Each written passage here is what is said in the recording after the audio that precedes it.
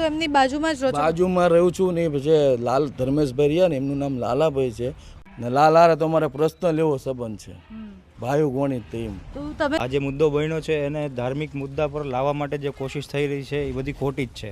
ઘર જેવો અમારે સંબંધ છે. મારા ત્યાં આમના ત્યાં આજની તારીખમાં દૂધ દેવા આવે, ભાઈઓ ગોણી રહ્યા છે. આજ સુધી એક પણ ફરિયાદ ને સામસામી ક્યારે બાજા પણ નથી ને ઘર જેવું જ છે અમારે. આખી જોકમાં તમે કોઈ પણ ભરવાડ સમાજને પૂછી જો અમારા બારામાં.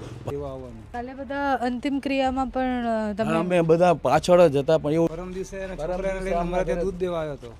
છોકરાને ઘર દેખાડતો હતો, હું ના આવું ને તો અહીંયા તો તમે ખાલી સાઈડમાં થઈ જાઓ. અમને ખુદને આખા ફળિયાને બહુ દુઃખ થયું છે. છોકરો એવો તો અમારા જોડે બેસતો ઉસું ખાવું કીધું કે ભાઈ બહારની પબ્લિક આવે અમે તમને ઓળખીએ, બહારના લોકો તમને ના ઓળખતા હોય. અત્યાર સુધી એવું ક્યાંય થશે બી નહીં અને પોલીસ કર્મીઓનો સહકાર બી છે અને બધાને કેબ પીવું પાન માવા વ્યવહાર એવો હતો અમારી નાર. ધાર્મિક મુદ્દો એવું કોઈ વસ્તુ નથી. આ પર્સનલ મેટર જે કંઈ બનવું બહુ દુઃખની ઘટના. છોકરો તારે છે કે ભાઈ તમે પોતાની રીતે તમે સાચવીને રહો, ઘરમાં રહો, સુરક્ષિત રહો. દેખો લાલાભાઈની જોડે અમારો આજની તારીખમાં અમે એમના ઘરના જોડે છીએ. બહુ અમે સંકળાયેલા હતા એમ. અમે એમની જોડે છીએ. ગુજરાત કરી નાખો, ગુજરાત ચડી ગયું ને તો અહીંયા અમે બિંદાસ બધું ચાલુ જ હતું. અમારે કોઈ તમે એમના પરિવારની સાથે ઊભા છો? હા, આખો સમાજ ઊભો હોય તમ તારે. અત્યારે અવાજ કરે બધા છોકરા અહીંયા જતા રહે. કોમ આમને સામને નથી. આ જ્યારે ઘટના બની ને ત્યાં નસીબ સોસાયટીમાં બની. એ કોણ વ્યક્તિ ને એને અલ્લાહ માથે રાખીને લેવા દેવા જ નહોતા. હિન્દુ મુસલમાન કોઈ દિવસ નથી થયું.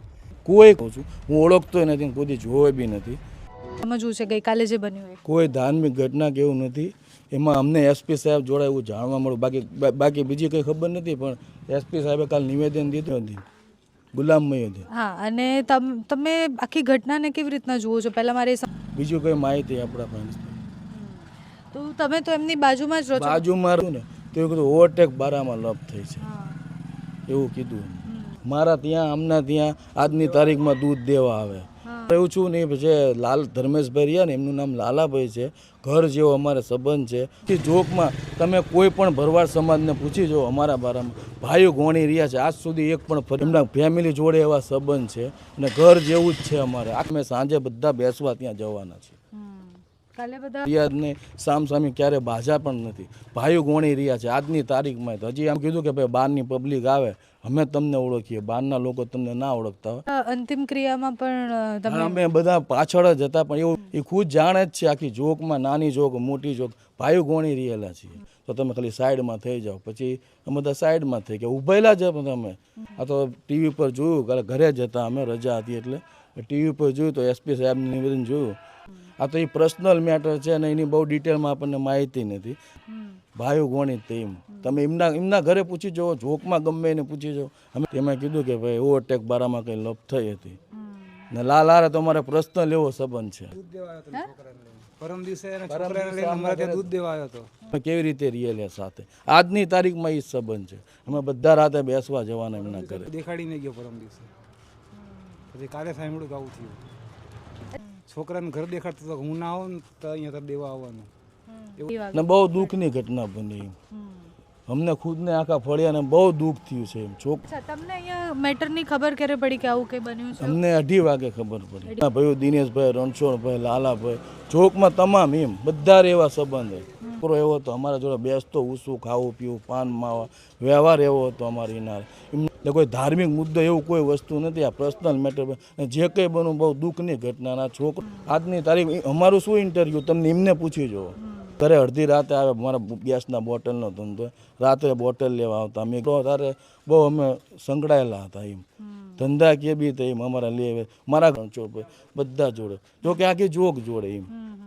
તો પછી જ્યારે અને એવું બીજાનું પેમેન્ટ કરતા બહુ એમ ઘર જેવા રિલેટિવ હતા. એની મમ્મી જીવમાં છે દિનેશભાઈ. એવું કંઈ છે જ નહીં. ભાઈ ઘટના બની તો લોકો એવું કરીએ હવે પોતાનો માણસ ગયો હોય તેવું એવું કંઈ હોત તો આ બધું આગજની થાય તો બીજા મુસલમાન કે કોઈ ઉશ્કેરાય નહીં.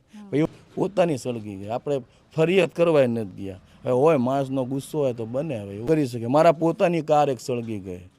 મારે પોતાની એડવાન્સના કે ગેરેજમાં કાર પડી હતી ને લાલાભાઈની જોડે અમારો આજની તારીખમાં અમે એમના ઘરના જોડે છીએ. એમાં શું થયું માણા ગયો એટલે ગુસ્સો તો આવે જ તે કોઈ પણ હોય. અમે એમની જોડે છીએ. અત્યારે અવાજ કરે બધા છોકરા અહીંયા જતા રહે એવો સંબંધ.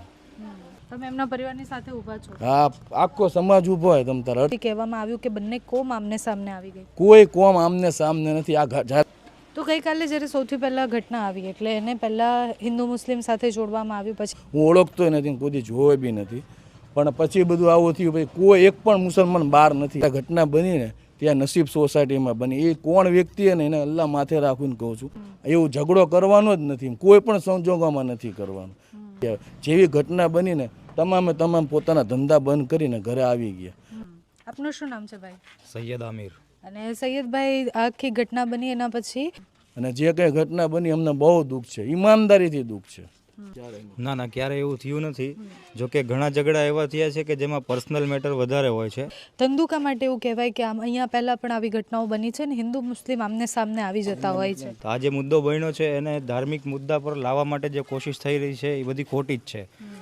કોઈ પણ ધાર્મિક મુદ્દો લઈને આ મેટરમાં તો કોઈ વસ્તુ બની જ નથી, ચાલીને કોઈ વસ્તુ કરી જ નથી. બધા ધંધા બંધ કરીને ઘરે આવી જ ગયા છે. તમે જોશો આગળ જશો તમે બધી દુકાનો કે કોઈ બી સળગી છે તેમાં કોઈ બી મુસલમાન લોકોએ આગળ અમને દુઃખ છે એમ નથી કે ભાઈ આ વસ્તુ ખોટી બની છે. અને અમે આજે ધાર્મિક પર્સનલ મેટર છે, એમનો ઝઘડો પર્સનલ હતો. પહેલાં અહીંયા કોઈ એવી ઘટનાઓ બની છે કે જે પર્સનલ હોય પણ એ પછી હિન્દુ મુસ્લિમ તરફ લઈ ગયા હોય ને પછી બબાલ? ના ભાઈ, જે ગુજરી ગયા છે એમના સાથે જ છીએ. તો આની ગુજરાત સળી ગયું ને તો અહીંયા અમે બિંદાસ બધું ચાલુ જ હતું, અમારે કોઈ લેવા દેવા જ નહોતા. ના એવું કંઈ થયું નથી, એવું કંઈ નથી, એક પણ કિસ્સો નથી એવો. દિવસ નહીં ગુજરાત કરી નાખો, બાકી કંઈ નથી. કારણ કે હું છે ને ધર્મેશભાઈના પરિવારને પણ મળીને આવી તો એમના હિન્દુ મુસલમાન કોઈ દિવસ નથી થયું. પર્સનલ મેટરમાં જૂથવાદ જ્ઞાતિવાદ કોક ફ્રી થઈ જાય છે. ના એવું કંઈ હોય બેન, કોઈથી આ જમાનામાં ડરે? અમુક હોય એવા 2 નંબર ધંધા કરતા. ભાઈઓનું એવું કહેવું છે કે અહીંયા બહુ દબદબો છે મુસ્લિમનો અને એના કારણે બધા ડરે છે. એવું કંઈ નથી. અહીંયા આગળ અમે એમના ભાઈઓ સાથે બધા સાથે વાત કરી તો એમને એવું કહેવું છે અંતે જમાવટ કરવાના આવું કરતા એ વસ્તુ બને, બાકી એવું કંઈ ના હોય.